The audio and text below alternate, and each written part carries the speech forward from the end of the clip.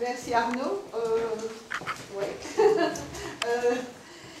Nous avons le temps de prendre quelques questions. Je voulais juste vous faire le lien entre les deux exposés. Il est évident que la deuxième partie de l'exposé d'Éric a tracé tout ce qui a été accompli en matière de lutte contre la dette. Et nous avons vu que les dettes, à tous les niveaux, font partie du problème financier. Alors, dans le premier exposé. Voilà. Oui. Moi, je ne vois pas très bien, hein, donc si vous voulez poser une question, agitez-vous. Moi, j'en avais plusieurs, en fait. Arnaud, à propos de ton graphique avec le rapport entre l'austérité et le niveau de la dette au début de ton exposé, je me posais une question par rapport à la position du Portugal, dont la politique a quand même changé au point de vue des mesures d'austérité. Est-ce que ça a pu modifier sa position dans ce... oui, dans la situation bien que bon, la dette du Portugal reste très élevée, hein, donc c'est 130%. Ça, 130% du PIB. Il faut pas toute la situation en Europe depuis quelques années, hein, le job d'ici, ce qui se passe au Portugal ou même en Espagne, etc. Ça peut être des gouvernements de gauche, de droite ou du centre. En fait, ils profitent de l'injection de liquidité de la Banque Centrale Européenne qui réduit les taux d'intérêt et donc qui débouche sur une conjoncture favorable. Maintenant, c'est plus dans ils vont permettre plus de dépenses sociales, par exemple, ce nouveau gouvernement portugais que ce qu'on a pu voir avec le Parti populaire en Espagne. Mais ça reste à la marge, même si, évidemment, en termes d'objectifs politiques, aussi bien politique économique que politique sociale, on voit bien qu'il y a une volonté de justement revenir sur des politiques d'austérité un peu aveugles. Ça reste quand même dans un carcan fort limité. Hein, si on veut regarder les choses objectivement, si on regarde la situation au Portugal et en Espagne, avec ce gouvernement de gauche au Portugal et celui de droite jusqu'il y a peu en Espagne, on voit bien que c'est la conjoncture européenne qui entraîne une embellie, mais que ce n'est pas tellement l'idéologie des gouvernements en question qui sont décisifs, quoi. Voilà, maintenant, il faudrait voir à plus long terme aussi ce que ça peut donner, mais je dirais, voilà, la situation du Portugal, comme Eric a dit, la dette est quasiment aussi élevée que la dette italienne, mais est plus élevée que la dette belge, hein, donc ça reste fragile quand même. En fait, sur le Portugal, vraiment, en fait, on a un gouvernement minoritaire socialiste au gouvernement, donc il est minoritaire dans le Parlement, et le Parti communiste et une autre organisation qui s'appelle le Bloc de gauche, au sein de laquelle il y a des trotskistes et des maoïstes, le Bloc de gauche qui a 19 députés, le PC qui a 9 députés, ont permis au gouvernement minoritaire d'avoir, comment est-ce qu'on appelle ça, le soutien du Parlement pour entrer en fonction. Mais alors, ce gouvernement minoritaire, par exemple, il a augmenté le salaire minimum légal, donc là on applaudit, il a augmenté de 60 € le salaire minimum légal, il avait été baissé par les gouvernements de droite antérieurs, et le salaire minimum légal, le brut, hein, au Portugal ça doit être 600, donc le tiers du salaire minimum légal belge, on est à 1900 maintenant, en brut, hein, en net. En Belgique, on est à 1350, 1250, 1300. Et donc le salaire minimum légal portugais est le tiers de la Belgique. Mais il a été augmenté de 60 €. Donc ça, le PC et le Bloc de gauche ont voté pour. Mais il y a eu 2 sauvetages bancaires typique de gouvernement de droite. Et là, le Parti communiste et le BOCO ont dit ben, on ne peut pas accepter ce type de sauvetage parce qu'on a vendu une banque à la grande banque espagnole Santander pour 1 euro. Et une autre banque, on l'a vendue à un fonds d'investissement spéculatif américain qui s'appelle Lone Star. Et là, la gauche a dit on ne vote pas, et la droite a apporté sa majorité. Donc on a un gouvernement minoritaire socialiste qui va chercher un soutien à gauche pour faire un peu moins d'austérité, mais qui continue à sauver les banques comme ça se fait en Europe, et là c'est la droite qui apporte ses voix. Donc la solution, c'est pas vraiment une alternative, quoi, parce que, y compris, le Parti communiste l'a payé très fort, très cher aux élections municipales de l'année passée, parce qu'une partie de son électorat s'est déplacée vers le Parti socialiste en disant bon ben, si on appuie le Parti socialiste, ben, autant voter socialiste aux élections municipales. Et le PC, qui avait de fortes positions dans toute une série de villes au Portugal, a perdu des mairies au profit du PS. Et donc, ce qui montre la complexité de mener une politique de ce type-là.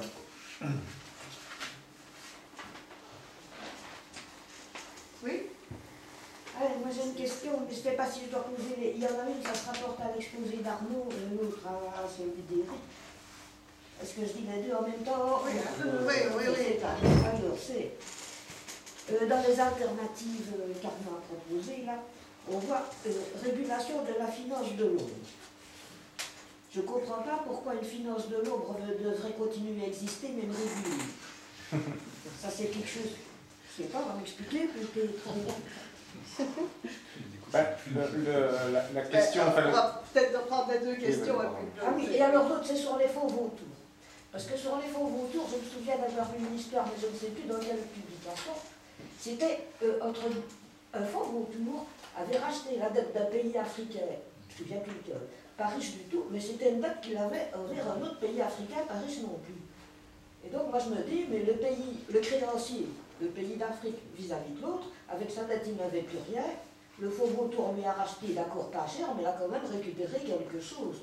C'est ça que je ne comprends pas dans les faux vautours, la question de qui sont les créanciers. Est-ce que les créanciers sont toujours, comment dire, des grands profiteurs, ou des gens qui ne sont pas plus riches que le débiteur, et qui finalement, bon voilà, ils votent au faux vautour parce qu'ils récupèrent un petit quelque chose.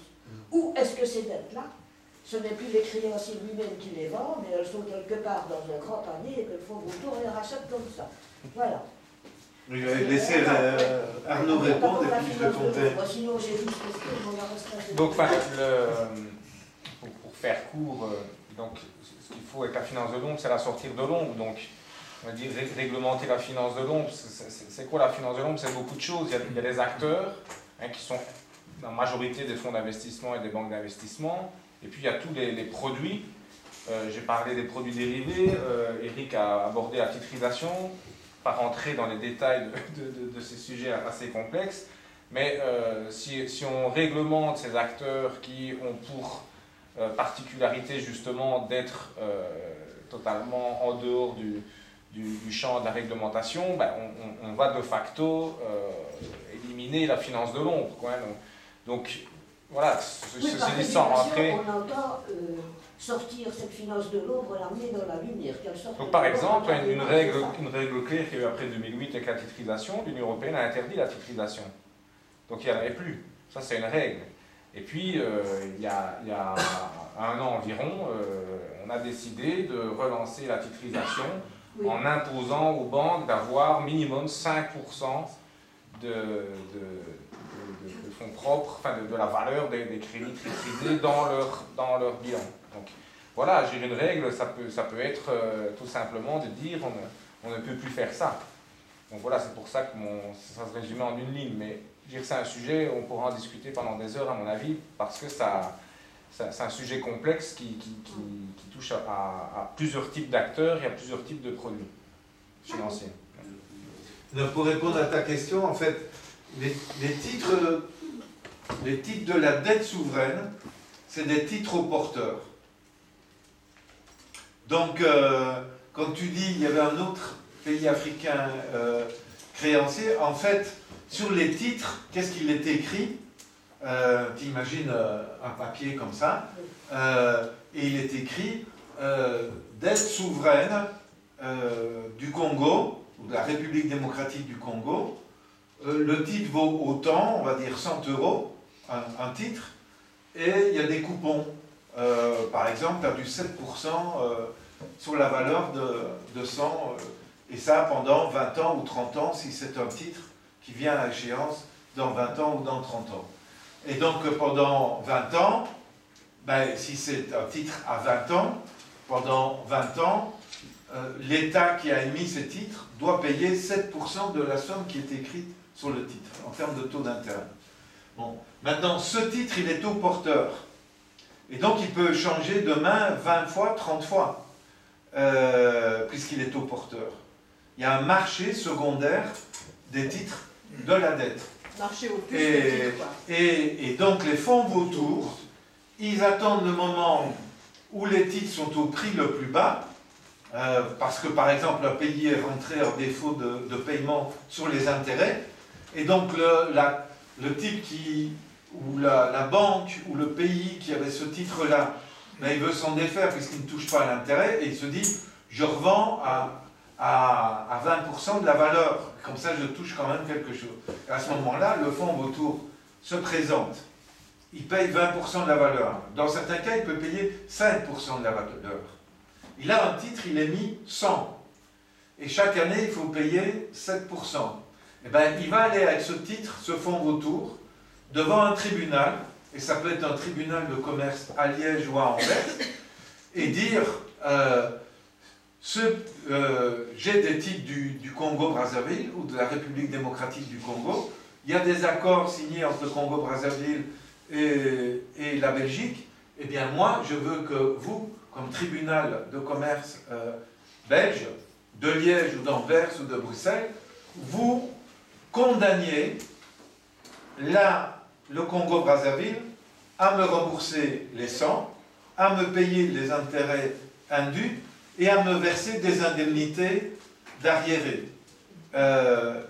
Alors, le tribunal, dans ce cas-là, s'il suit la demande du fonds vautour, condamne le pays à payer cela et autorise le fonds vautour à dire à un juge, il y a cette transaction-là qui est en cours, saisissez-la pour qu'on me paye.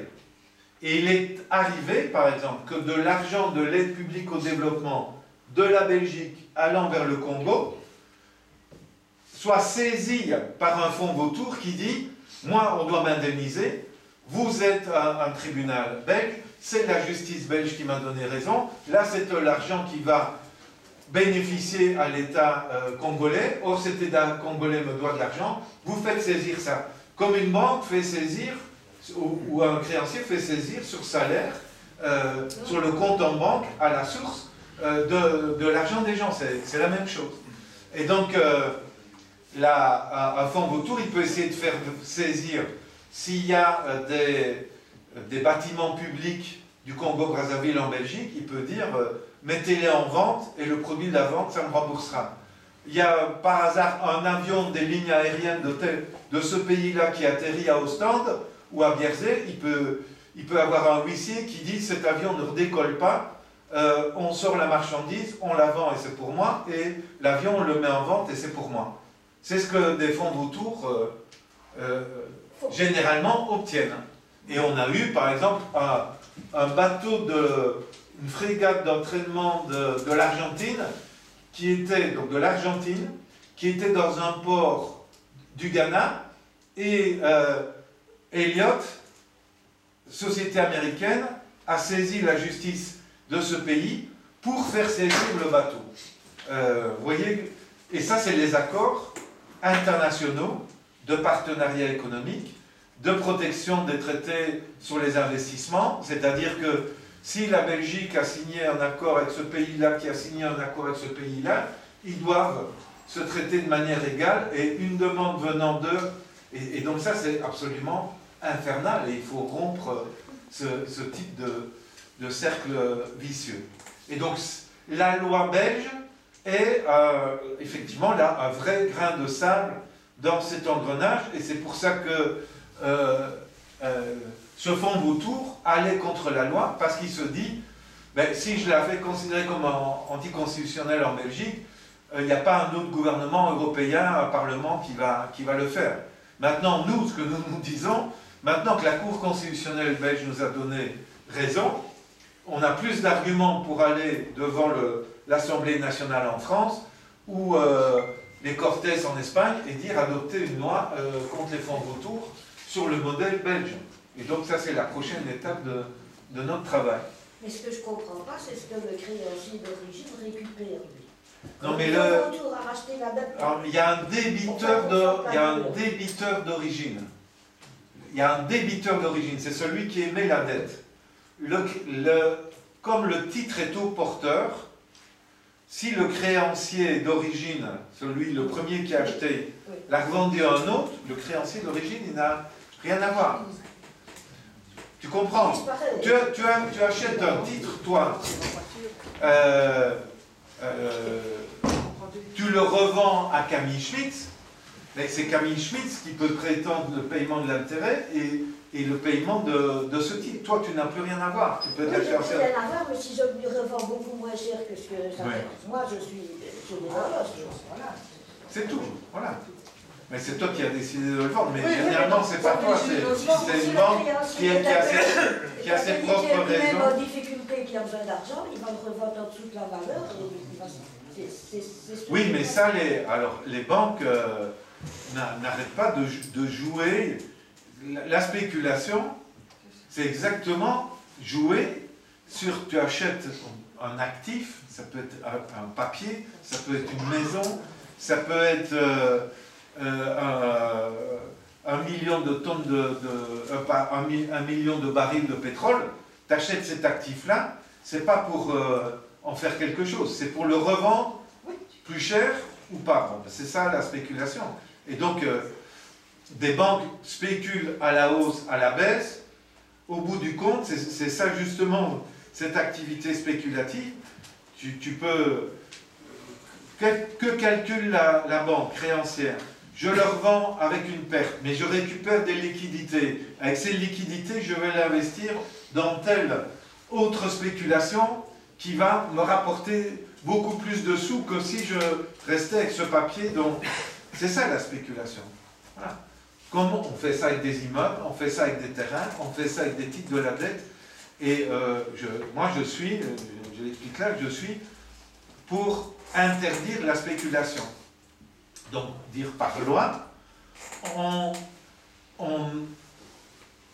quand on achète un bien ou un titre, ça doit être pour en faire usage. Si celui qui achète n'en fait pas usage, s'il l'achète simplement pour le revendre en gagnant de l'argent, c'est de la spéculation, eh bien, ce n'est pas autorisé. Et la loi belge, jusqu'en 1880, interdisait la spéculation.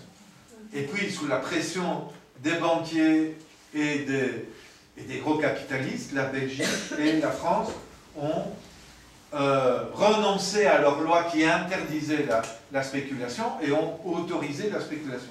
Un gars qui a fait un gros travail là-dessus, c'est Paul Jorion, vous avez peut-être entendu parler. C'est un anthropologue belge, mais spécialisé en économie, et qui a publié une dizaine de bouquins, et qui écrit pour Financité, etc. Et Nicolas Franca travaille à Financité, m'a-t-il dit, et dans une des revues de Financité, il y a tout un dossier avec un article de Paul Jorion sur pourquoi il faudrait revenir à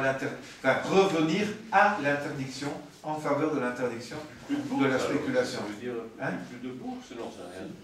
Plus de spéculation, ça veut dire supprimer la... Mais c'est-à-dire, si tu achètes du pétrole, c'est parce que tu vas en faire un usage. Si tu achètes une maison, c'est parce que soit tu vas l'habiter, soit tu vas la mettre en location.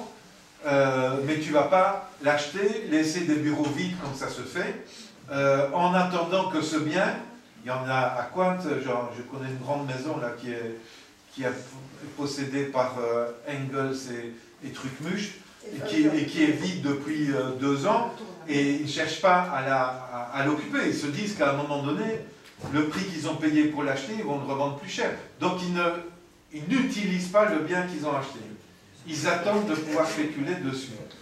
Bon, il faudrait définir, évidemment, mais si tu veux, on peut avoir une loi qui interdit la spéculation et qui dit aussi, si on achète tel bien ou tel actif, il faut au moins le conserver, si c'est un actif papier, au moins le conserver pendant 1 an, pendant 2 ans, et pas faire du trading, de la revente à toute vitesse, etc.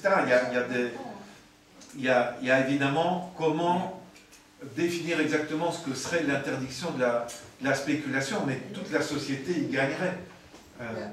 Et on ne ferait pas exploser des prix de l'immobilier ou de terrain ou d'autres choses, quoi. Ou du pétrole à un moment donné, ou des aliments comme c'est arrivé en 2008-2009. Parce que juste la Goldman Sachs, qui est une banque d'affaires, elle achetait des centaines de milliers ou des millions de tonnes de céréales. Goldman Sachs achetait des pipelines, achetait des entrepôts d'aluminium et jouait en simultanément. Tu achètes des milliers de tonnes d'aluminium et tu ne le vends pas. Qu'est-ce qui se passe sur le marché? Le prix de l'aluminium monte. Et puis tu attends ce moment-là et tu mets en vente l'aluminium. Goldman Sachs faisait ça. C'est une banque d'affaires, elle n'achète pas de l'aluminium pour le transformer et en faire quelque chose. Non, elle l'achète comme un actif pour le revendre plus cher au bon moment. Et donc, voilà, on est contre ça. Oui, je propose que nous continuions. Ici, il y a vraiment plein de questions, je le sens. Arnaud Zacharie doit nous quitter. Parce qu'il doit être à Bruxelles bientôt. Donc je propose que nous remercions encore une fois nos 2 intervenants et que nous poursuivions de l'autre côté de la cour. Voilà. Okay.